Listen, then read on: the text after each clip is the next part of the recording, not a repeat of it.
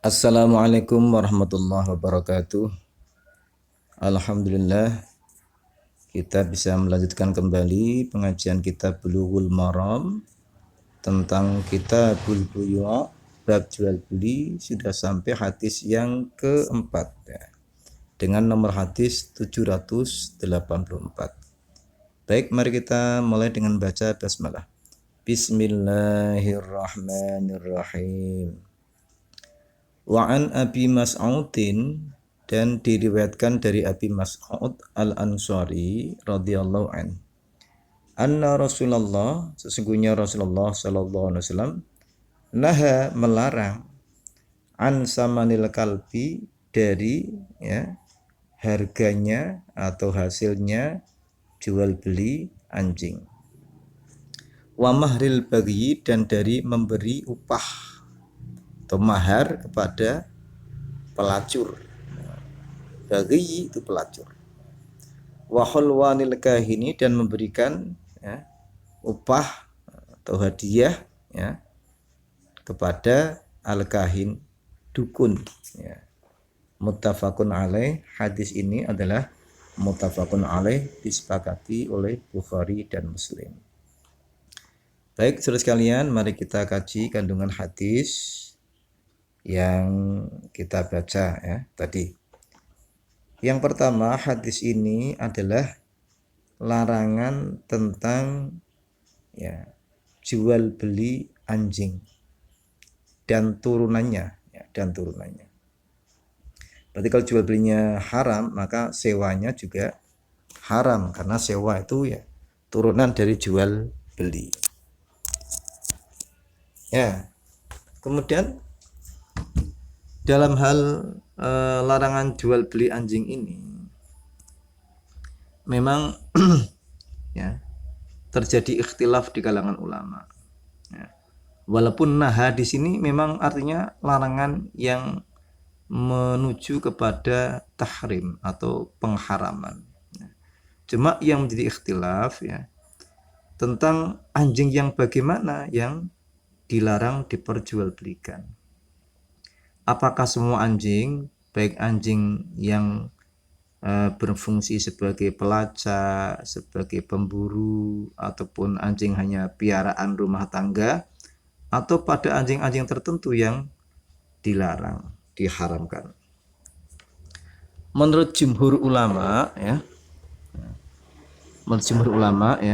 termasuk mazhab Syafi'i, Maliki, dan Imam Ahmad, itu banyak yang memilih bahwa pengharaman jual beli anjing ini adalah secara mutlak. Semua jenis anjing, baik anjing yang ahliyah atau anjing yang hanya sebagai piaraan rumah tangga, maupun anjing yang mempunyai skill bermanfaat, di keharamannya mutlak dijual belikan. Lah kemudian menurut sebagian mazhab Hanafi, itu membolehkan jual beli anjing dengan ketentuan anjing yang memang mempunyai nilai manfaat, seperti anjing pemburu, anjing pelacak, anjing mungkin partner dalam olahraga atau pengembangan ilmu pengetahuan, itu diperbolehkan dalam mazhab Hanafi dengan niat atau dengan maksud bahwa objek yang diperjualbelikan itu bukan zatnya anjing, tapi adalah manfaat yang dilakukan atau manfaat yang timbul dari anjing tersebut. Jadi yang diperjualbelikan bukan zatnya, tapi haliyahnya atau keadaan sifatnya. Tetapi walaupun dalam mazhab Syafi'i itu mengharamkan jual beli anjing, itu dalam pemanfaatan anjing itu masih diperbolehkan, pemanfaatan untuk berburu, pemanfaatan untuk untuk pelacak, itu masih boleh. Nah kemudian dalam mazhab Syafi'i itu andaikan ingin melakukan akad dengan berakibat pada pergantian hak milik, ya, maka dalam mazhab Syafi'i itu ada khilah. Khilahnya disebut dengan naklul yad. Saya ulang lagi, khilahnya atau rekayasanya dengan naklul yad, ya, bukan dengan jual beli. Naklul yad itu perpindahan hak milik, tapi bukan dengan jual beli, ya, tapi dengan akad yang lain. Misal A punya anjing pelacak, ya, atau punya anjing untuk berburu. B butuh anjing itu. Nah, kalau transaksinya jual beli kan haram. Maka A itu bisa mengalihkan hak miliknya kepada B dengan cara hibah. Dengan cara hibah, ya. Karena hibah itu kan walaupun zatnya itu haram najis, kalau bermanfaat boleh. Dengan cara hibah. Ya. Lah A ini, ya, ketika menghibahkan anjingnya kepada B, ya, dia mengalihkan haknya dengan B, ya, oleh si B diberikan penghargaan, ya, berupa nilai, ya, jumlah uang. Jadi hadiah, ya, dia menghadiahkan karena dihadiahi oleh A. Jadi dia menghargai proses menghadiahkannya. Nah, itu bukan jual beli kan, namanya nakluliyat, ya, perpindahan hak milik. Ya. Atau dengan kalah begini, misalkan si A ini ketika mengirimkan anjingnya ke B kan butuh transportasi, ya, butuh upaya. Nah, si A ini meminta ujroh atau upah kepada si B, walaupun sebetulnya nilainya upah itu sama dengan nilai jual beli anjing kalau dinominalkan. Nah, tapi kan nilainya bukan nilai jual beli, tapi ujroh. Nah, itu hanya khilah, ya, khilah rekayasa. Tapi rekayasa ini, ya, menghindari hal yang haram, ya, karena ada unsur maslahat yang akan dicapai, yaitu unsur maslahatnya adalah perpindahan hak milik yang memberikan manfaat. Ya. Terus yang kedua di sini yang diharamkan adalah memberikan upah kepada, ya, pelacuran. Ya. Dalam hal ini, ya, ini kalau kita lihat, ya, dalam kitab-kitab klasik, andekan ada seorang tuan mempunyai budak. Hakikatnya budak itu kan miliknya si tuan. Tetapi ternyata tuannya ini menyewakan budaknya untuk melayani pelacuran misalkan. Ini termasuk haram. Ya, termasuk haram. Ya. Sekarang dia hanya mentang-mentang punya budak, budaknya disuruh melayani laki-laki. Ya. Kemudian si laki-laki itu, ya, diminta upah, ya. Itu juga hukumnya haram walaupun budaknya itu miliknya sendiri, ya. Karena dalam hukum Islam itu kan budak wanita yang sudah dikumpuli oleh tuannya namanya umul walad, nggak boleh diperjualbelikan, nggak boleh, ya.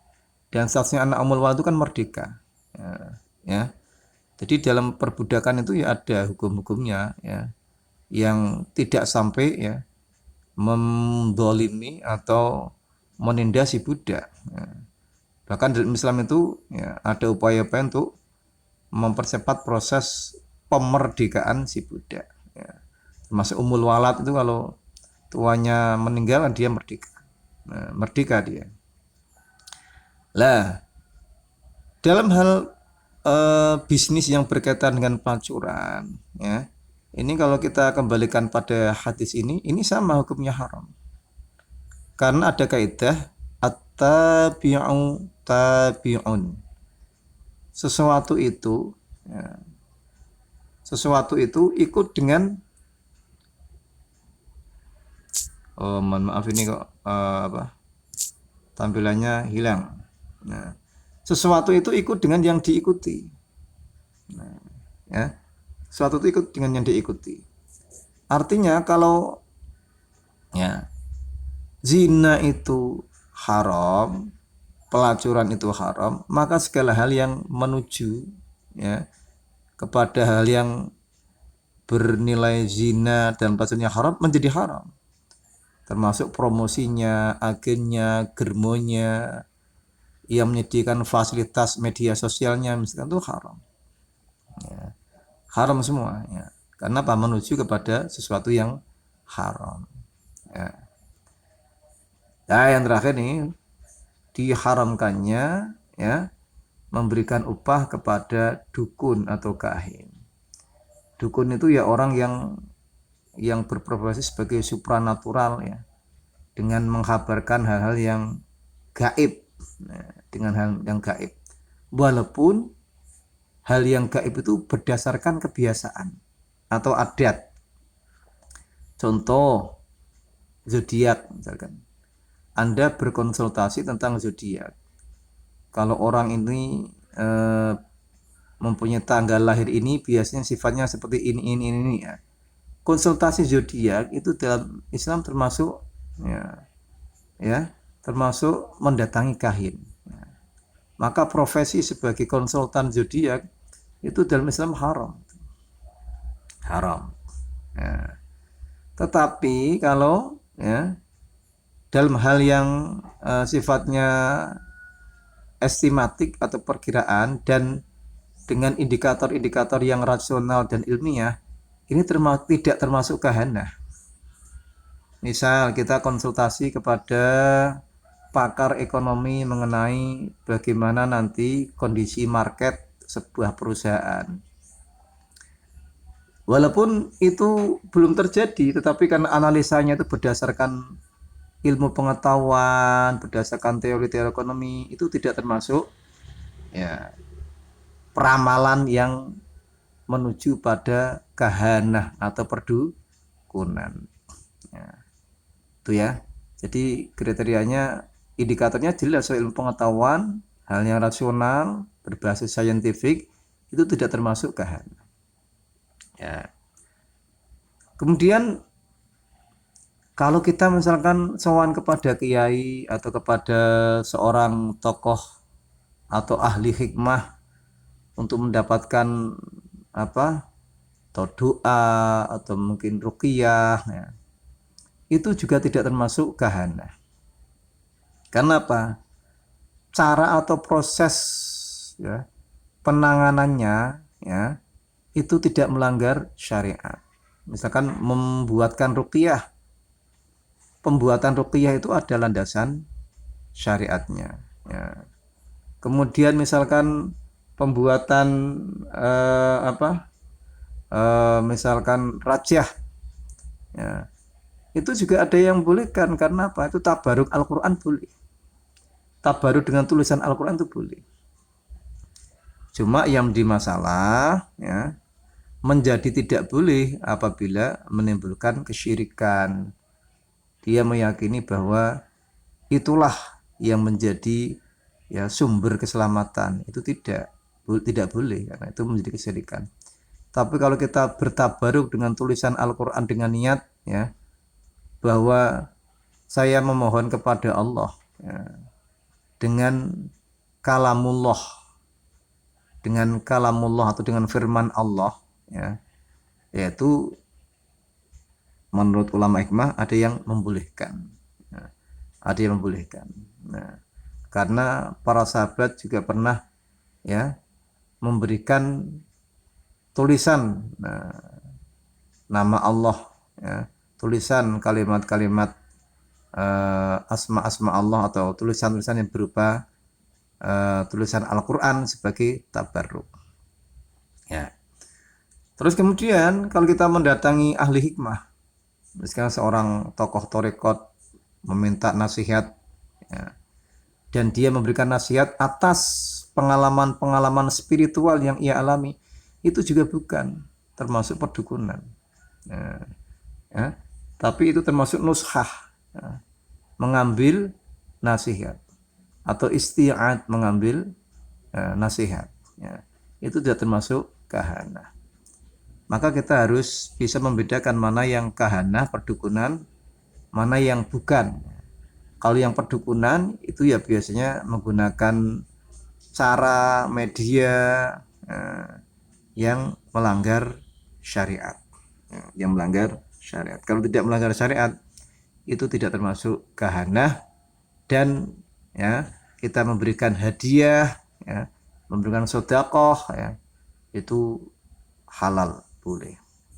Ya, misal Anda berprofesi sebagai analis ekonomi, ya, boleh karena dengan dasar saintifik. Ya.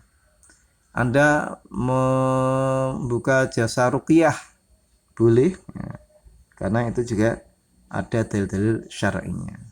Ya. Anda membuka jasa misalkan pengobatan spiritual, ya, dengan membacakan hizib tertentu, ya, doa-doa aulia, ya, boleh, ya, karena itu juga ada dasar syar'inya. Ya, boleh Anda menerima hadiah, ya, ujroh, boleh. Ya. Itu mungkin yang kita sampaikan pada pertemuan ke berapa nih? Ke-7 ya. Ya. Semoga bermanfaat. Wassalamualaikum warahmatullahi wabarakatuh. Wassalam.